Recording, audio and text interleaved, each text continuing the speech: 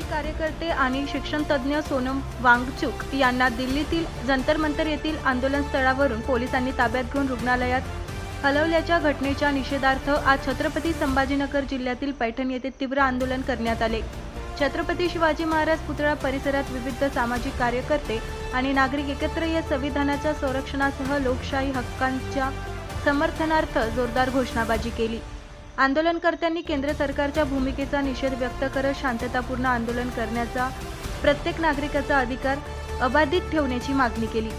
दरम्यान दिल्ली पोलिसांच्या माहितीनुसार सोनम वांगचुक हे गेल्या 21 दिवसांपासून उपोषणावर होते।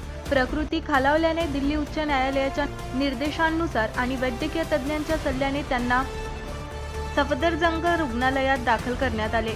मात्र आंदोलनकर्त्यांनी ही कारवाई जबरदस्तीची असल्याचा आरोप केला आहे। या निषेध आंदोलनात विष्णू बोडके, अनिल राऊत, माऊली मुळे, सुभाष नवथर, साईनाथ कर्डिले, संतोष खरात, ॲडव्होकेट संदीप शिंदे, स्वप्नील निकाळजे, ज्ञानेश्वर उगले, सचिन जायगुडे यांच्यासह अनेक कार्यकर्ते आणि नागरिक सहभागी झाले होते।